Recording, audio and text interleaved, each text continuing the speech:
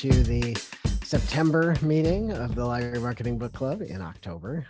Thank you for your flexibility.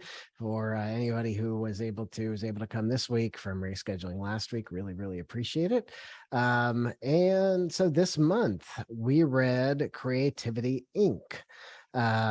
So this was the story of pretty much the story of Pixar, and how it was founded, how it grew, how it went through the Steve Jobs years. Pretty interesting story, I thought. It was, I listened to the book, and it wasn't, I don't think it was the author Ed Catmull himself reading the book, but it was pretty good. So it was a pretty good reader for the book. And there definitely was, I think, some marketing and certainly some creativity advice and guidance in there. Something that I noticed was that there was definitely a lot of leadership and management guidance, which was good. I mean, not something that something I'm sure we can all find ways to use, and it never hurts to get that advice, even if we may not have people reporting to us right now. It just had some pretty cool advice for that kind of stuff. So just to start off with the usual question, what'd y'all think? What'd you think of this book?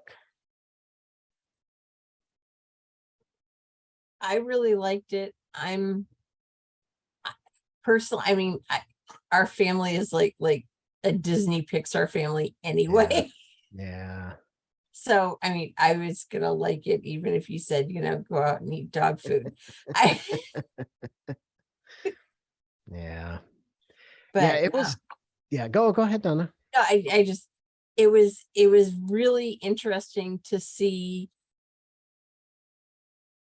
from where they started. It wasn't a matter of them breaking the rules, because there weren't any rules. Yeah. They were making it up as they went along. And so nobody told them that they couldn't do something, because nobody knew whether it could be done to begin with. Yeah. So I thought it was really good. And I liked all of the, management stuff. Mm-hmm. Because, while I am the entire marketing department for my library, I'm also a branch manager. Oh yeah. Wow, so it spoke to me on a couple of different levels that way. Yeah, I thought that was cool too. I definitely think that there was, it was interesting, and that marketing advice or that management advice was really cool to see. But I agree, and it was amazing to see some of the things that started, and what do you do when you're just creating something. So it wasn't just about being creative for the movies or that, but it was about creating this whole enterprise. So pretty cool. Other thoughts? What other thoughts are there? Initial thoughts about the book, if you had a chance to read the book? And I know not everybody does. Oh, and Kirsten wrote something. So Kirsten, liked how they treat all employees equally. Everyone plays a part in the process of the entire production. Yeah, that was really cool. That was something I think we can probably all strive for a bit, is finding ways to include people in the whole production and treating employees. It was definitely, the language in the book was always very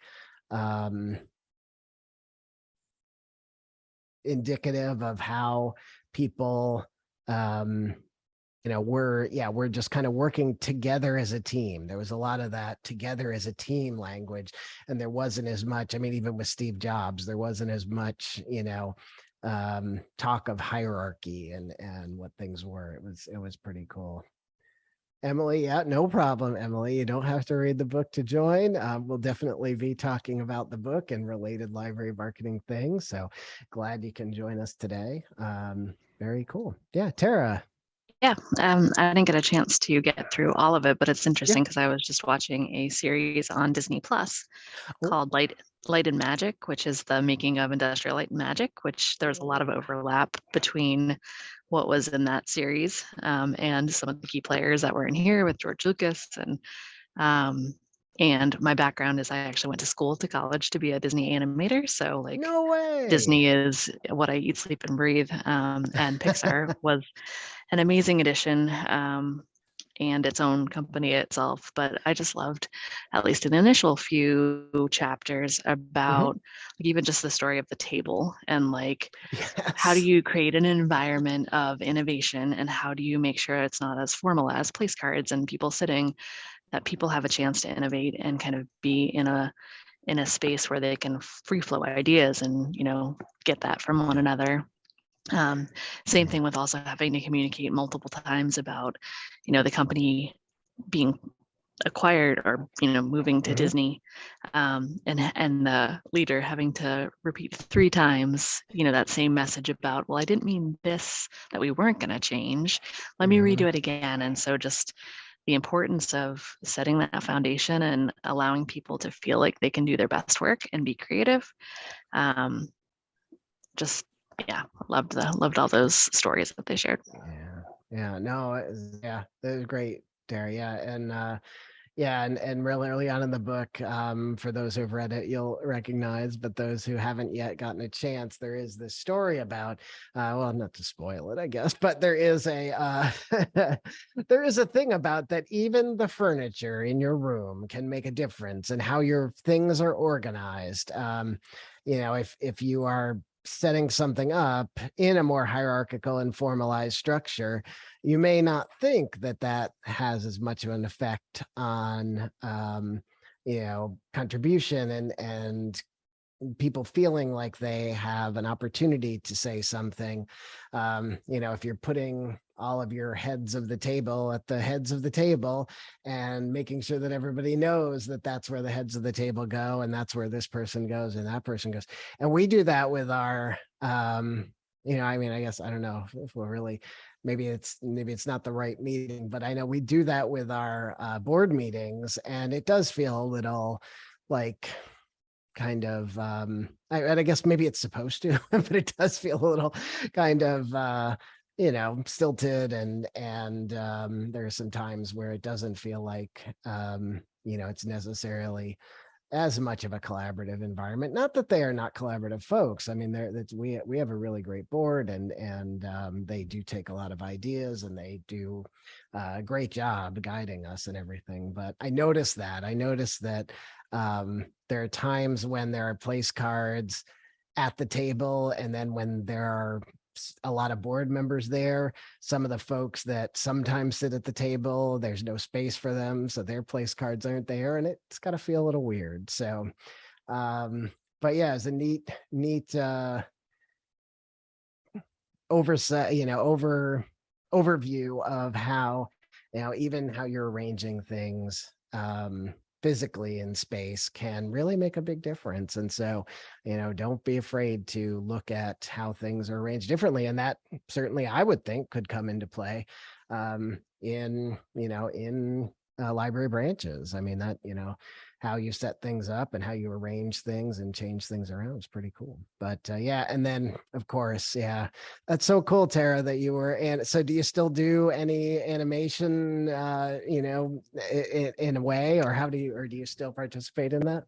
Yeah, so I went to school at Columbus College of Art and Design and had an illustration background. Got into web design and all of that stuff too. So really felt like I wanted to help be the bridger of communication between different groups, because I felt like oftentimes translation of information is misconstrued. So found myself in more of an account management type of role for many years.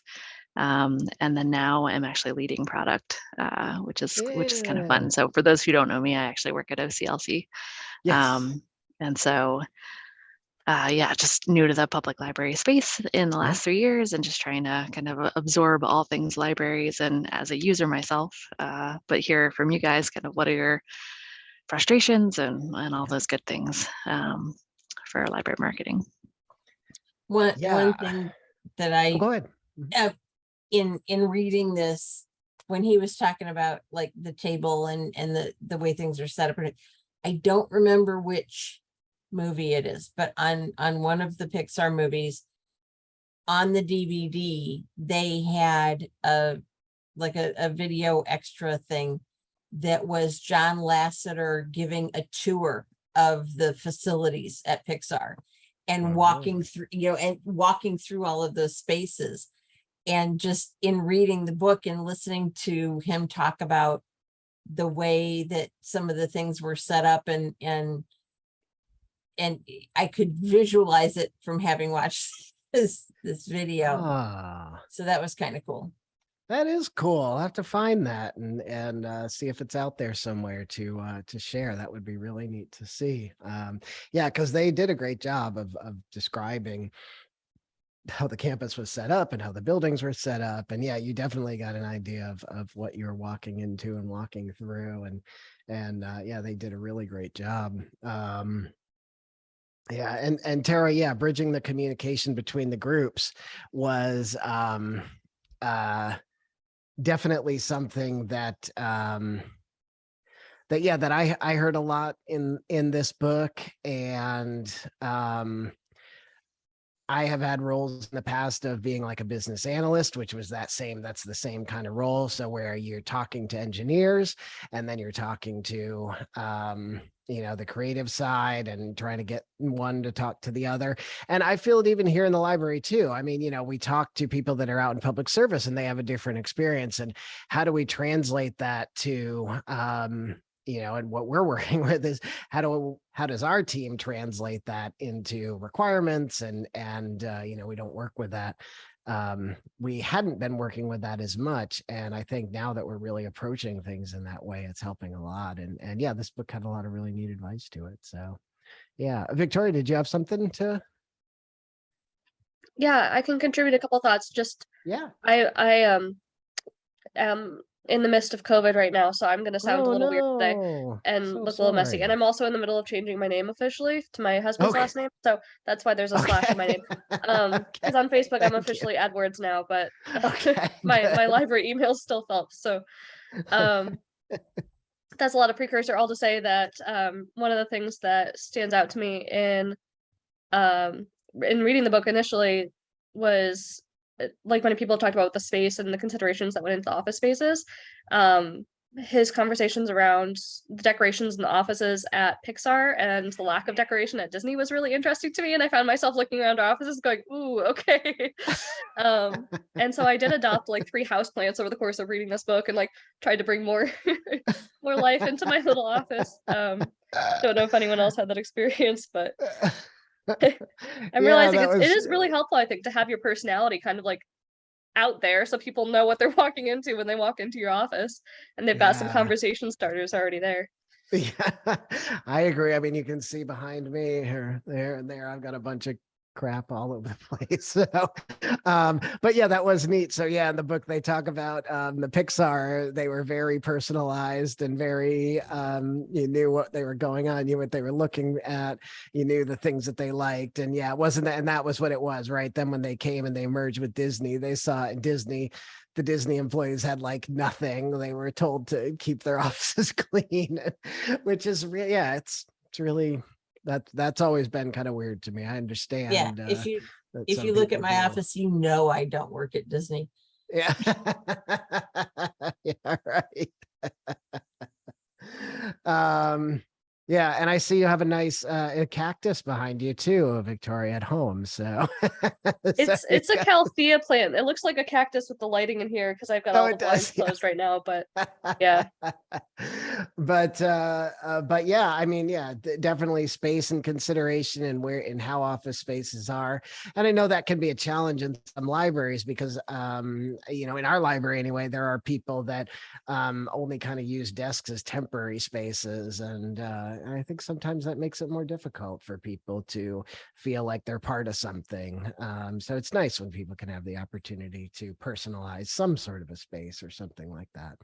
But yeah, that was a neat story and a neat exploration. So yeah, what else? Anybody else have any other thoughts? There's a couple things that definitely seemed like a reasonably long book. I mean, there was definitely a lot to it. But yeah, there was some other really neat stuff in there. So if anybody has anything else as we go on, there's a couple things that I picked up, a couple quotes and notes that I put in there.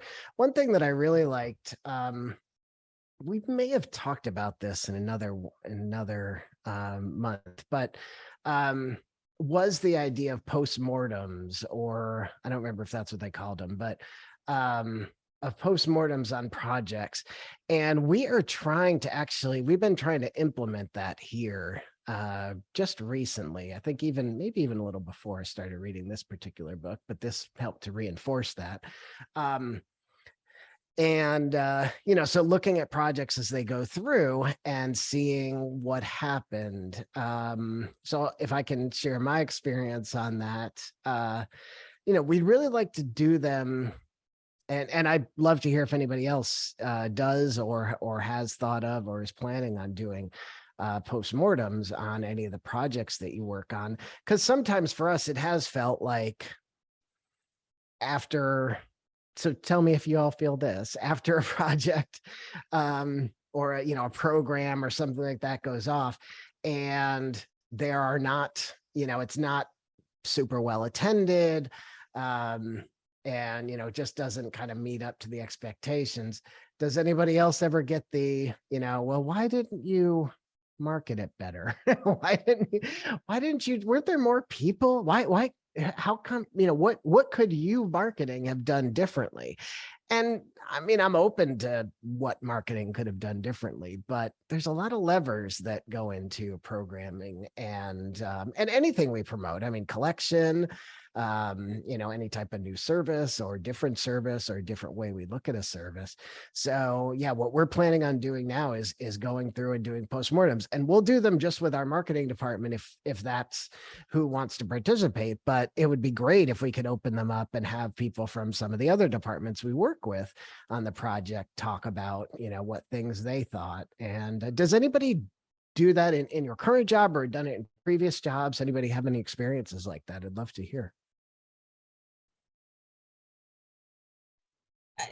My big thing is that because I am head of marketing and because I am head of programming for all 6 of our branches, if something doesn't fly, I have a real tendency to take it personally. I know, right? Because it's like, is it because it was a shit program? Is it because I did a lousy job of communicating it? Did I not, where was the disconnect? And because I don't have a team behind me to, it's like, okay, I don't have anybody to debrief with, above and beyond my boss, who's our director. It's like, so it's like, okay, so sometimes it feels like just throwing darts in the dark. And then, you turn around and you do something super simple and silly, like teach a class on how to use the Cricut in the makerspace. And everybody comes to it. Right. It's like, why can't you come to some of the other stuff we're doing? I know. I agree. I mean, I would love to hear if others have that same experience or what your thoughts are on doing that or plans on doing that. Yeah, I feel for you, Donna, and I appreciate you asking this question too, Chris, because I had a summer reading committee meeting right as I was reading this book, and we just wrapped up our summer reading program, and the whole meeting was all about writing reports to submit so that we could do that bureaucracy component and check that off the list, then move on to planning the winter reading program. And I was like, hey, let's do maybe a debrief session. Have you ever done a postmortem? And that was not well received. So I don't know, they were just like, no, we have to get the reports done in time and we have to focus on this. And I'm like, okay, I get that, but maybe we can build in time next year to have something like that. And I don't know. I'm just kind of working with the avenues that already exist in our library, the committees that already exist, because I feel for you, Donna. I feel like the marketing department where I work is very much in a silo. I don't get any public desk time. And when I get out there with people, I often feel like I'm wasting librarians' time hanging out at the desk with them.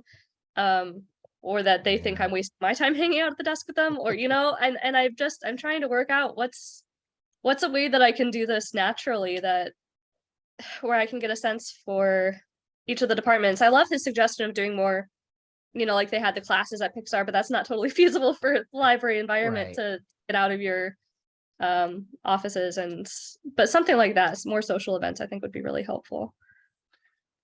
Yeah, it's a good idea, Victoria. I think yeah, it is tough. And Donna, certainly, yeah, it's tough when it's just you debriefing.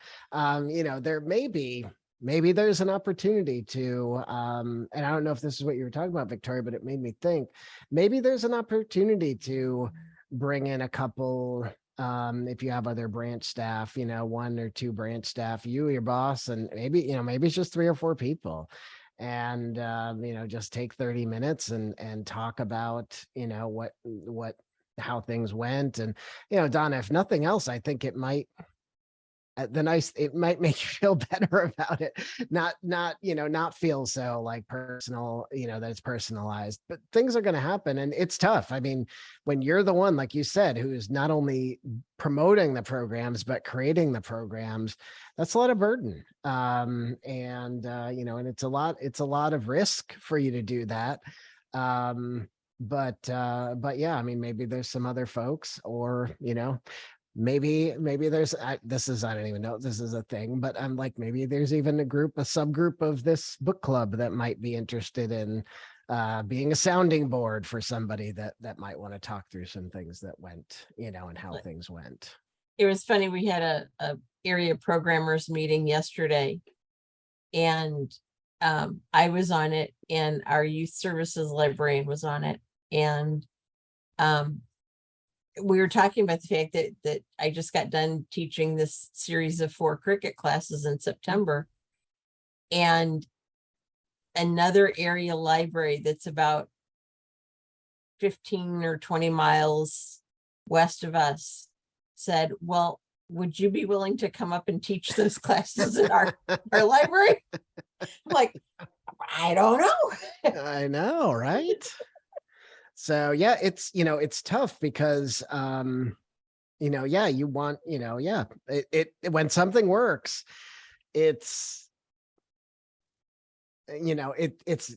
that's the thing about even the debriefs and the postmortems and things like that, of course. And I think he talks about that in the book too, that it's not just about what didn't work, but it's about what did work and about what went well. So the postmortem isn't always about it's not mortality.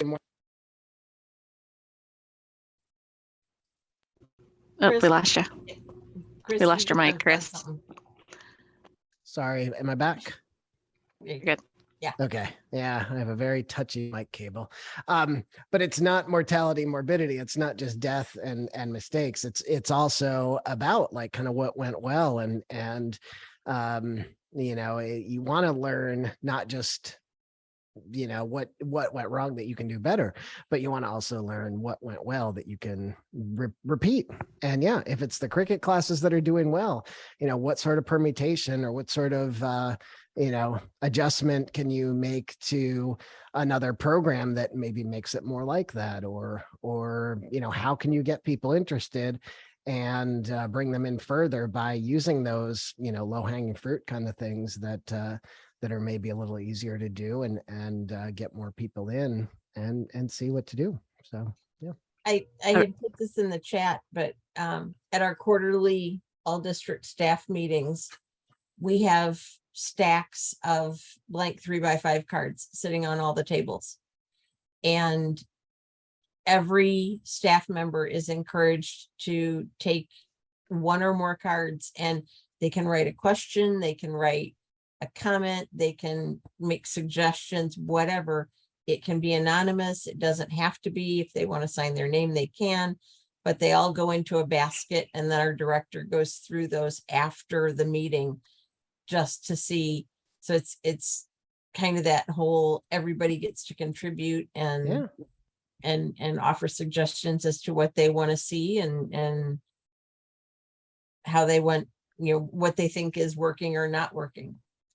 Yeah, that's a good way to do it. I think that's really cool. That's a really nice option to give people the chance to contribute in different ways and archived ways. I think that is great. Oh yeah, sorry, I didn't see we have a few comments in the chat. I didn't catch some of these. I was just going to add, Chris, too, that Yeah, Tara. in my previous life, we did a lot of debriefs Oh yeah. for projects because I was launching different products and that was happening very often. And so there is a lot of value in having a cross-functional team together because you're often your biggest critic, right? So understanding if it actually was a pain point or getting other people's points of view as well. And I would imagine, especially for like summer reading programs and winter reading, like things that are reoccurring, just to be able to take that knowledge for what happened last year and try to, like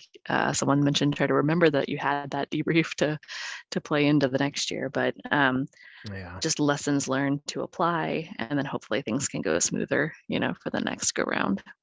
Yeah, no, that's a great idea. And yeah, I think that it is good to have to have those cross-functional teams and however you create them. I was just at we might have talked about this last time, but at the Orange Boy Idea Exchange, and one of the libraries they call them critical something teams. I forget what they are, but they're like little cross-functional teams that work on different projects and initiatives and things like that. And yeah, it's a great opportunity to have people talk about what kind of things do. And you're right, Tara. I mean, that's the thing. We are all our own worst critics. So it's easy for us to be critical of ourselves and beat ourselves up to say, but it's, it's not something that's probably the best idea to kind of continue doing over and over again and just kind of pounding our heads against the wall and saying, well, that didn't work, so let me try something else, and you'd be surprised what you can get if you can get other people engaged. But that's definitely a resource challenge. So I have some just to go through. Hurston said it created recap marketing reports. So what went well, what needed improvement, what wanted to carry over to the next season. That's a great idea. I mean, maybe it's, even just writing it down and having other people look at it could be helpful. Lisa, the tough part of doing a debrief. Yeah, because we did like a big book festival, and I remember we did a kickoff event. And the thing about it is that we did a debrief. And the thing about it is that it felt a little awkward, but that's because we don't do it as a regular behavior. So I'm thinking if we keep doing this, then it'll feel easier and easier. I think at first when you start doing them, nobody really wants to, crap on anybody else's ideas, or some people might want to do that. And it could be a kind of an unusual thing, but I these are some great ideas. And I see Erica had to go. And Kirsten, important to do a check-in in the middle of the year to see if your focus should shift. And yeah, I mean, definitely that was another thing. That was another thing that was in the book that I liked, that I made a note on. And he tied it to leadership, but it was also, I think, applicable to everything we do. And the quote was something like, leadership is about making your best guess and hurrying up about it. So if you're wrong, there's still time to correct. And he talked about that a lot in the book. He talked about, kind of that, it was sort of the idea of fast failure, but the way that he described it didn't feel quite the same as that. It felt like, and that was something really I thought stuck well was, yeah, it's, we're trying to make our best guess and our best decisions, but something that I don't know if you all suffer this too, but something that I have a problem doing sometimes is, overthinking decisions and getting too worried about, do I have all the right data to make the decision? And, especially if we're in kind of a leadership role, or, leading our department, or just leading the work that we do. Hurry up, make that decision. Don't waste a lot of time, because the faster you make the decision and the faster you make that mistake, then the more time you still have. And that reminded me of that when you said check in the middle of the year, Kirsten, because it's you don't want to just keep going through and wait to measure everything at the very end of the year. You want to be looking all along and be able to be nimble and do something. And then Lisa talks about meeting with the programming team, at least one person from each functional department that does programming outreach on the 1st and 3rd of Mondays of the month. And we've done that too, Lisa, and that's been very helpful. So before you open, there's not a lot of desk schedule, and helps build cross-departmental support. So yeah, I mean, if there's times when you can meet with people, 30 minutes, 15 minutes. And, the thing that I think we had trouble with when we did that, Lisa, was coming up with the right questions and the right topics to discuss. But I think, again, it may even have been that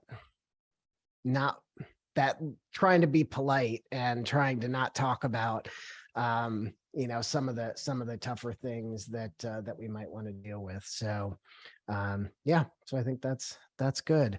But yeah, I like that idea of hurrying up.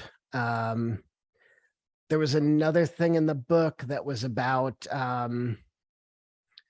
it was also an overthinking. And this was similar to, if you remember, the book 18 Minutes that we read, and we had the author come on, Peter, and I can't remember his last name right now, but he talked about riding a bike, and every time he rode the bike, he looked in the wrong place, and he looked at the ground ahead of him instead of looking at like the path in front of him. So he looked at the ground right in front of the bike instead of looking there. And every time he looked at the ground, he kind of crashed and flipped over. And there was another example in here of that same kind of thing of, you keep crashing and you keep crashing and you keep crashing because you're overthinking everything. But if you just have fun, it was a great advice to just have fun, and then you don't crash. Let's see. What else from the book?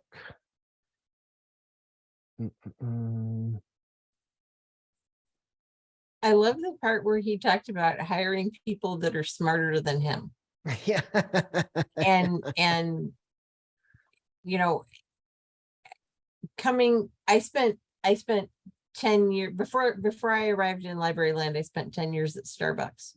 Mm-hmm. And one of the things that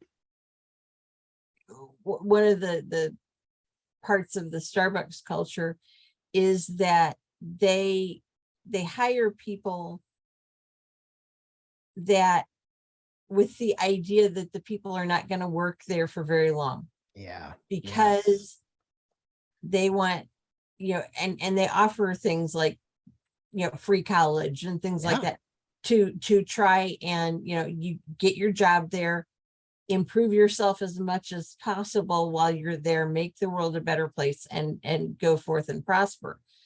And so the whole idea that, trying to hire somebody, it takes the ego way out of the whole thing.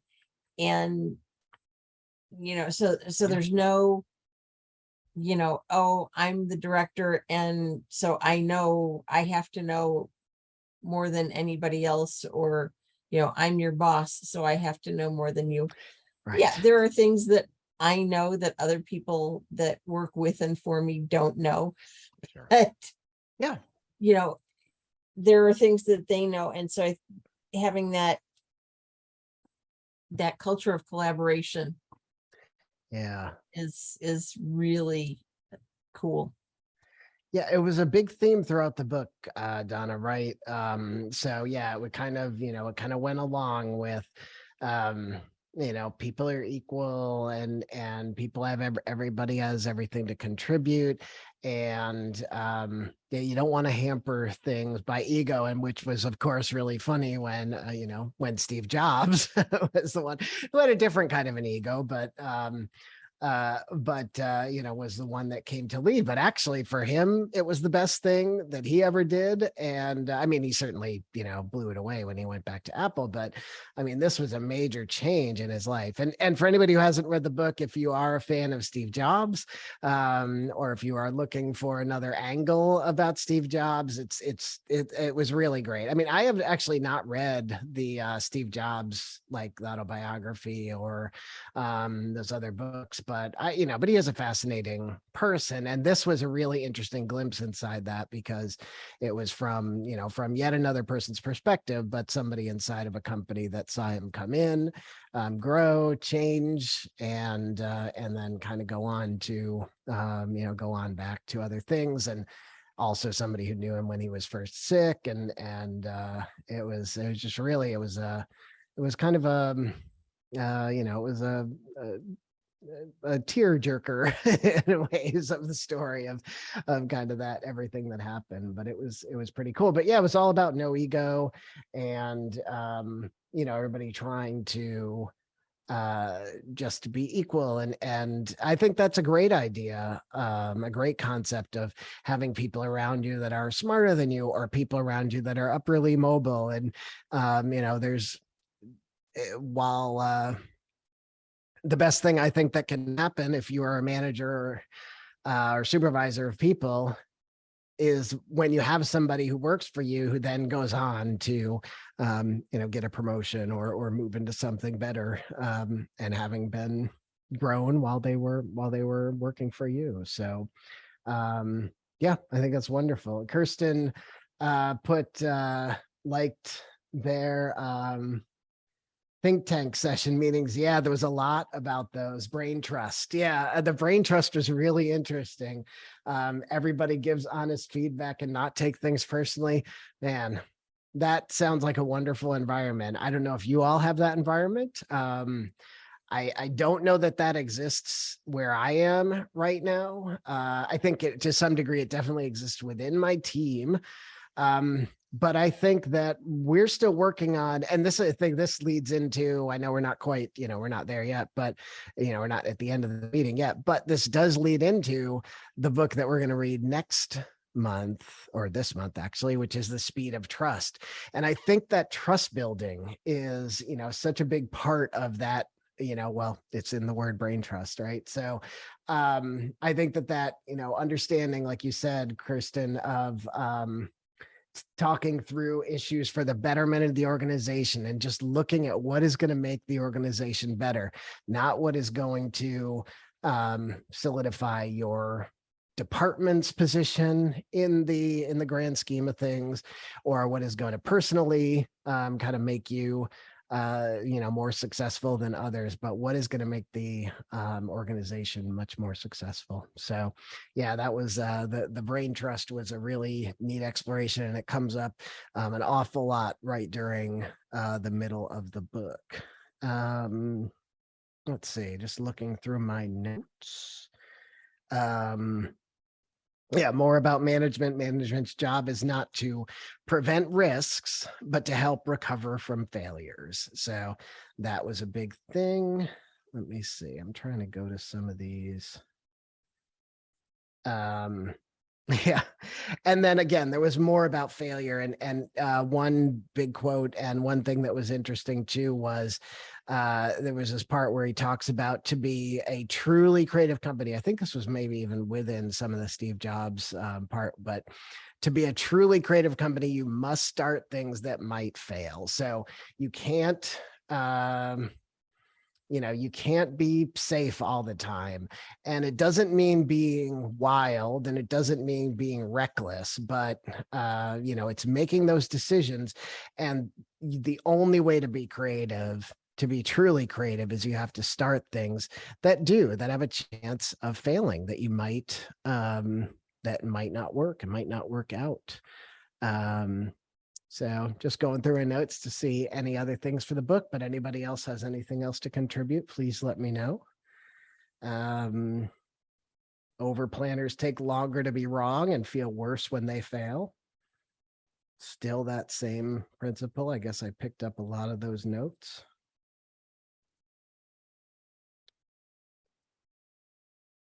Oh, and this was another neat one. So in the book, I don't know if, for those who read it, you'll recognize, for those who didn't read it, but there was this thing that they talked about, which were called the Golden Fleece Awards. Does anybody remember the Golden Fleece Awards that read the book? So the Golden Fleece Awards, I don't know if it was, I don't remember if it was actually within Pixar, it was in Disney. For some reason, I thought it was more of in a Disney, but I'm looking it up right now. Oh, no, it was something, I see what it was. It was a government award. So it was an award that it was a something that that recognized people, and maybe it wasn't even a real award. It may have just been a concept, but the idea that it was awarding people for avoiding mistakes. And so, it sounds like a good idea. It sounded like a great thing. Like, boy, if we recognize people for operating perfectly and not making any mistakes and not failing and not wasting money, then that's going to make things run more efficiently and more effectively and on better costs and better budgets. But unfortunately, it has the actual opposite effect. Do they still give those, Lisa? Yeah. That's wild. But it looks like from what I'm looking up that it was something that was in Wisconsin. Or maybe again, I might be mixing concepts here of where they came from. So yeah, they were looking to expose waste and fraud. Yeah, for government waste. And yeah, boy, it sounds like a good idea. Like, boy, wouldn't it be great if you gave awards for people avoiding waste? But it has the opposite effect because people start hiding things. People and people stop doing things that are creative and stop doing things that are moving things forward. And it's all about, and then it ends all about just, everybody avoiding everything for fear of failure. So I thought those were pretty interesting. Victoria, did you have something, or are you just popping on your camera, which is great. Thank you for popping on your camera. I appreciate it. Don't like when no one has their camera on. So even though I feel like I look horrible right now, I'm going for it. You're doing great. Yeah, great lighting. So no, everything looks good. But there was something, let's see. A couple of these I'm just trying to look for. But yeah, it was, so there was just so much about avoiding failure and not to avoid failure and how to try and and make things. Yeah, that's okay, Tara, if your coworkers buy you. There was trusting the people and not the process. Oh, and here's one that I wanted to pick up. So, and then further on in the book, another concept that was pretty interesting was they had a discussion, and it is what's more important, are good ideas or good people? And I think what I got out of this, but then I remember looking at it and changing it.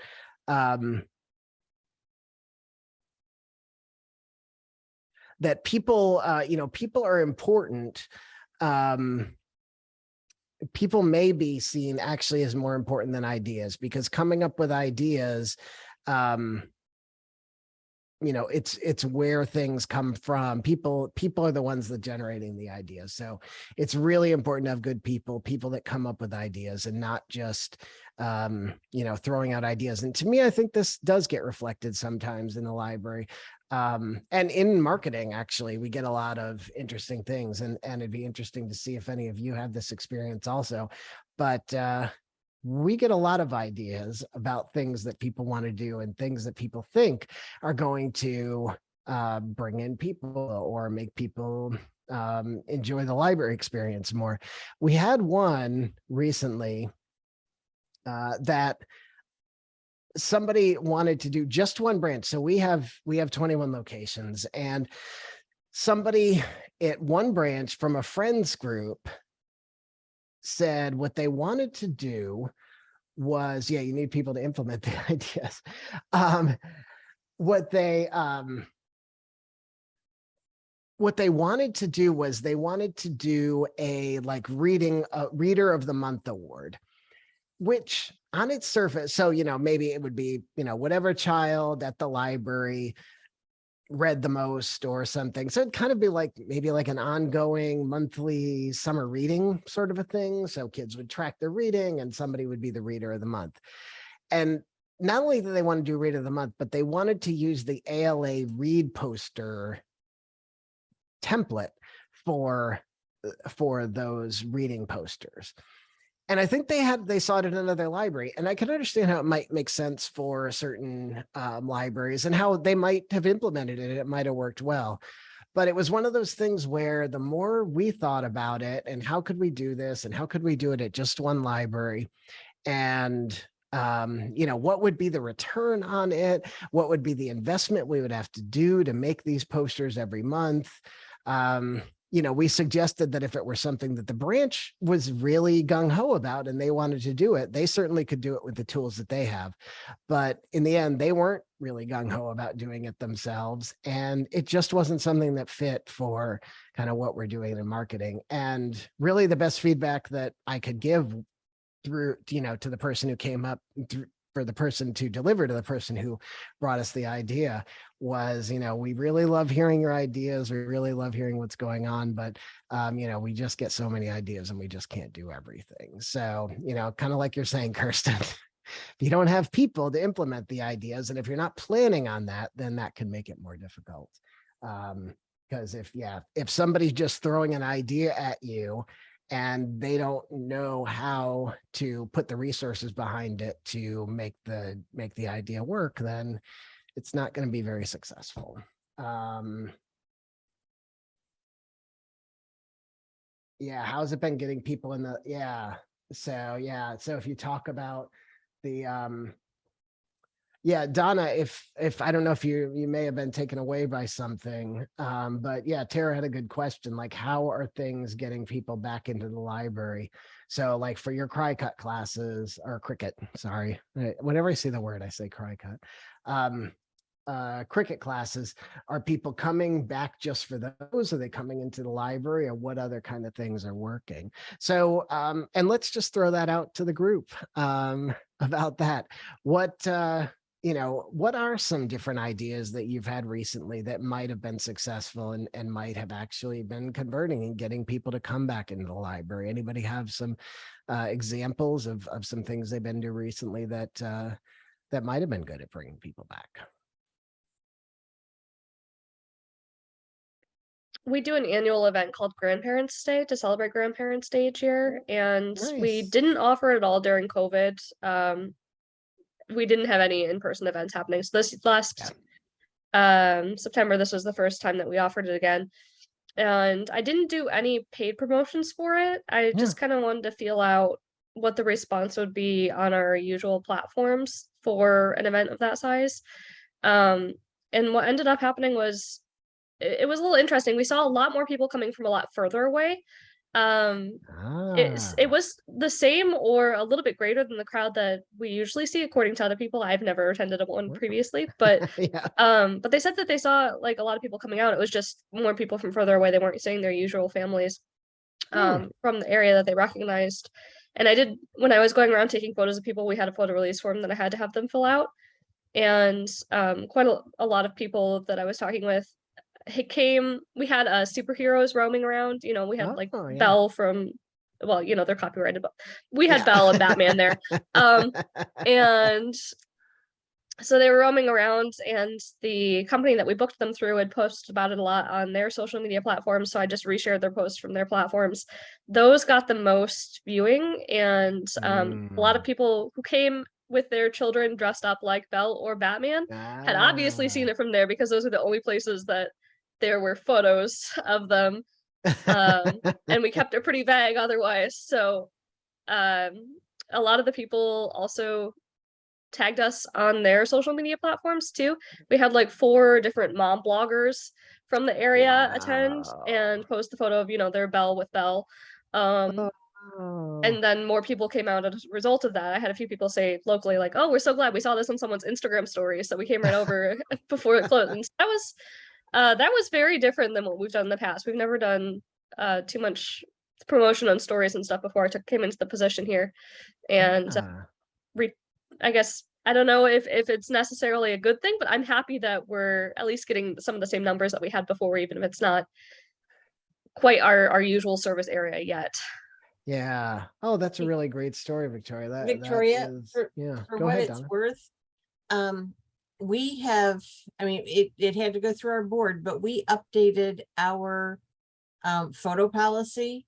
And so we have it posted in every branch that if you are in the library and a library staff member is taking photos for any reason, that it is incumbent upon you to go up to them and say, hey, I don't want my photo used, or I don't want, that, because if we're taking photos for, to show an event or for promotion or whatever, it's our right to use those photos. We never, ever, ever identify any of our patrons in any of our photos, but right. It's kind of up to them if they don't want to have their likeness used for that. It's on them to come and tell us. Yeah, I worked for a few other libraries that had that too, and we are working on changing that policy at my insistence. So in the next couple months, having to run around and chase people with photo releases. Yes, especially moms, or who are holding like 3 children at once, and you're like, wait, I need you to hold this form as well. Doesn't go well. Yeah, need to be able to just give them make them do a handprint on it or something. Yeah, basically. Yeah. Make an X on this, please.